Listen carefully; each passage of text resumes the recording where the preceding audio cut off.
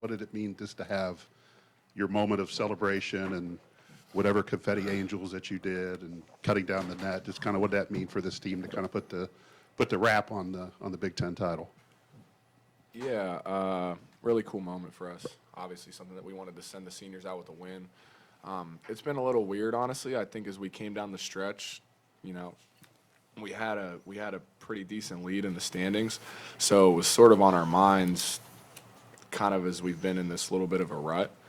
So that's been a little bit weird, just being in contention for the past few weeks. But especially, it was nice after clinching it Thursday to come here and give the home crowd one last win for the season here. So it was pretty special.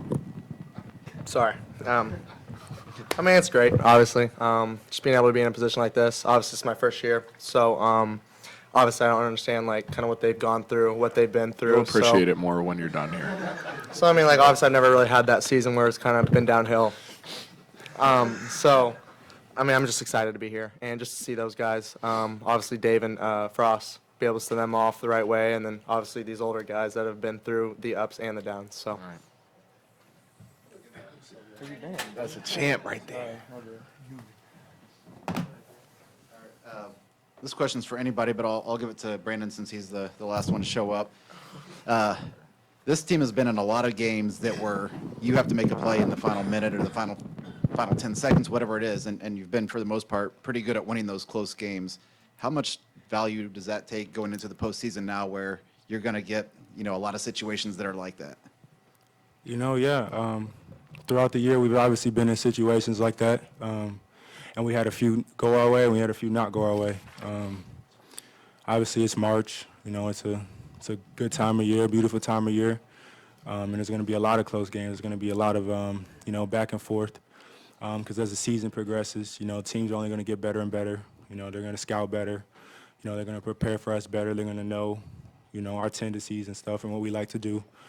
So, once it come game time, then we'll have to, make adjustments on the fly like we have been, and we're able to do today. Brandon back here. You look like you took a couple of nice exhale breaths after those first shots came down and just fired away, brother. Talk a little bit about what your season's been like. And then, Braden, to you, the next question. How much of a learning experience have you had this year playing guard against some of these 6'5", 6'6" guards that just put a lot of pressure on you? Yeah, no. First, I would like to say, it's been a blessing to be a part of this team up to this point. I'm sure a lot of teams in our league would love to switch spots with us right now. So I don't want to take anything away from our team success. Up to this point, we've been top 5 in the country. The majority of the year, been number 1, back-to-back years. Before that was the first ever number 1 team. But no, just for myself, it's been challenging, to say the least. There's been a lot of ups and downs. I just want to help my teammates win games. I just want to be out there with those guys, and be in those moments with them, and help Purdue win at the end of the day. If I could speak on that before Braden goes, Brandon, we've been here 3 years now, and. Like he talked about, we talked about you guys sacrifice and, shit's not always fair.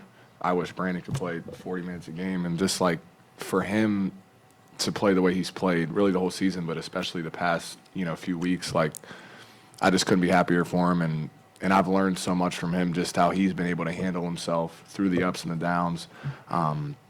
He's just been an unbelievable leader and an unbelievable person for us. We're really grateful to have him. And, for him to always make it about the team, it's hard to do, and I'm just so damn happy for him. So I just wanted to say that. So yeah, kind of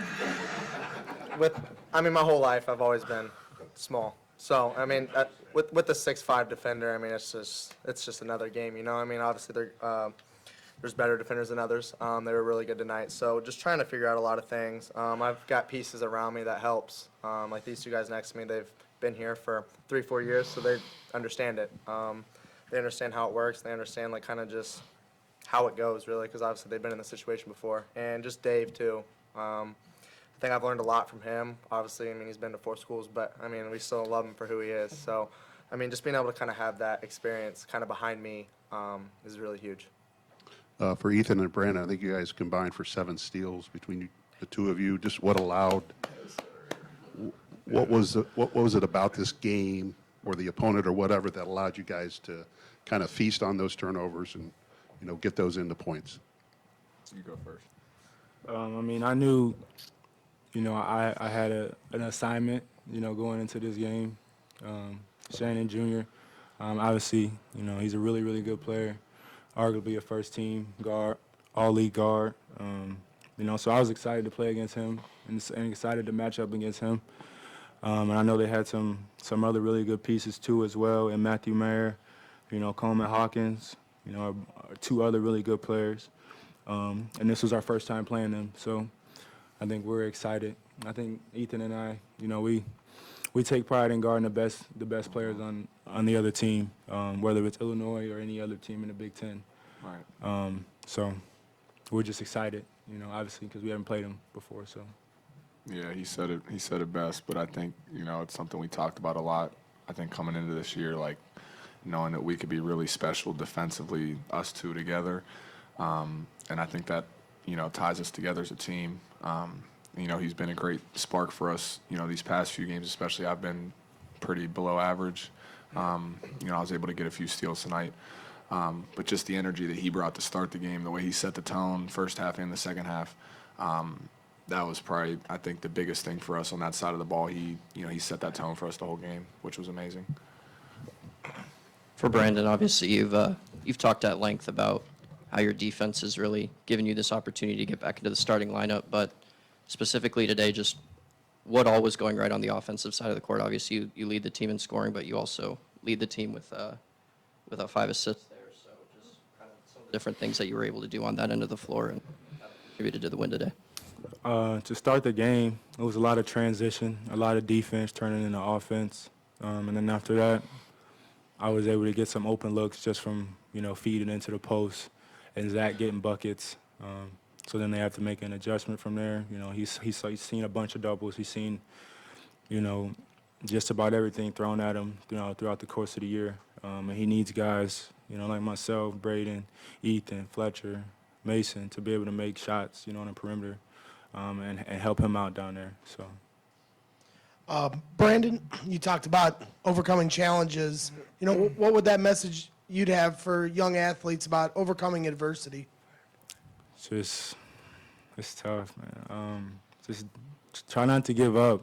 Try to lean on, family. If you're, a person of faith, talk to God.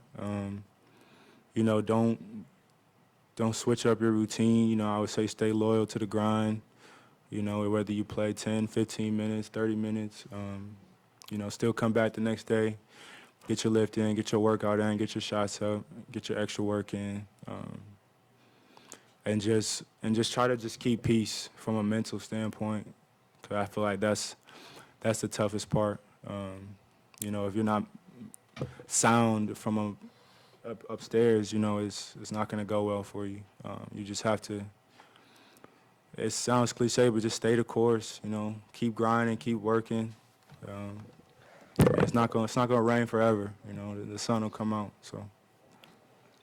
Ethan, you spoke on your defense, but that play you had against Shannon in the final 30 seconds to force that turnover and get the steal, just how were you able to get your hand in there without committing the foul, and just how did that help you guys close out the game? Yeah, obviously a pretty high leverage situation at that point in the game. I think there was 30-some seconds left. I thought I was going to be able to get that timeout right before tapping it away from Meyer. I knew it was low shot clock, and Brandon did a great job of not letting him get a straight line drive. He kind of pushed him off that seam a little bit, and it gave me enough room to be able just to get a swipe and still get back to him if he would have picked it up. So it was great team defense that allowed me to get that. It's not just my swipe, it's Brandon's defense. It's Zach being in line with the ball on the ball screen. And obviously knowing the situation too, low shot clock, there's only so much you can do with 7 seconds. He's coming with a full head of steam. Chances are he's probably not passing that. And if he does, Meyer's shooting a really tough contested 3 in the corner that will probably live with him shooting. So that's kind of what went into it, I think. This is Brandon and Ethan. It's only tournament games left now. How does that, I mean, obviously celebrate tonight, but how does that kind of change mindset, focus, mentality, everything going forward? It's got to be the same mindset for us. Obviously, I think the pressure, turns up a little bit on everybody as we come into March here. But it's nice you get a taste of it in Chicago next week before the real thing. So I think that'll be really good, especially for the young guys. Not that we haven't, played in a lot of, tough games already this year. But I think it'll be cool for us to get back to a neutral floor for the rest of the year. I think we had some good success there this season, whether it was in Portland or in Indy. So I think we're excited for that. Obviously, we're going to enjoy this, but we're still playing for next week. We're still playing to get a number 1 seed and put ourselves in the best position possible for the NCAA tournament. So. Yeah, no, he pretty much sets on everything. From this point on, we're just taking things a game at a time. We're not overlooking anybody. We're preparing for whoever our next opponent is. You know what I mean? So. The tournament for people that live in Indiana. I say it wrong apparently to everybody. So. Tournament. Braden, you came back. They came back from 24 down, but then you guys pulled out at crunch time. What does that tell you about the toughness of this team as you head into the Big Ten and then the NCAA tournaments? We've definitely been in those situations before.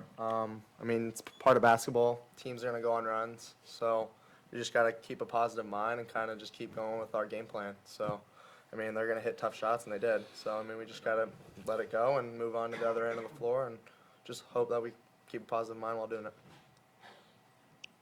Braden, Zach gets a second foul with about 6 minutes to go in the first half, and it seems like maybe this is a chance that Illinois can kind of climb back in this thing. Instead, you go on a 21-5 run.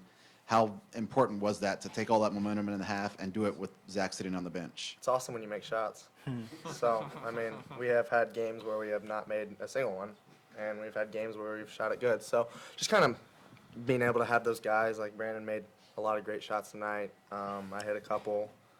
Some other guys just hit some shots. So, just being able to kind of have that, it sets the tone, not only offensively but defensively as well. Just gets people involved, getting that crowd kind of involved, and getting everybody on the defensive end involved. Easy question for you guys. Coach Painter, any of you guys can answer. What's it like to play for this guy? 25 Big Ten championships, not all with him, but what's it like for him leading you guys through this year? Like you said, 25 of them, most in the league. It doesn't happen by accident. I've been fortunate to be able to get to know him the past couple years, and see how he operates. He's very, very, very detail oriented. He has an amazing memory. He doesn't forget a thing. Obviously he's really good with the X's and O's and stuff like that. And he's really demanding of you, as a person, as a player, as a man, he's bringing guys in to develop them, obviously. So that's probably what I respect the most about him. Kind of go off like what Brandon said. Just like he's very demanding of you. Like he knows like what to expect from you. So he wants your best and all the time. And he's been on me a couple times. He's been on everybody else. I'm sure the same amount. So just kind of having that accountability from your head coach is awesome. Also, he just says some really smart stuff. I'm like, I don't even understand half of it, but I kind of just sit there and smile. But he's just a really smart guy on the court and off the court too. So just being able to kind of have that really just makes us all kind of enjoy it a little bit more. Yeah, I think the best way you can describe him is he's a winner. No matter what he's doing, whether he was playing here, coaching, he's won everywhere he's been at a super high level. And what's more impressive, I think, is he always does things the right way. And you guys know that more than anybody, as well as we do. He treats you the way he talks to you guys in here, the way he treats you guys, like that's how he treats everybody he meets. And, obviously on the court, unbelievable coach, X's and O's, just everything they said. But off the court, it's the same.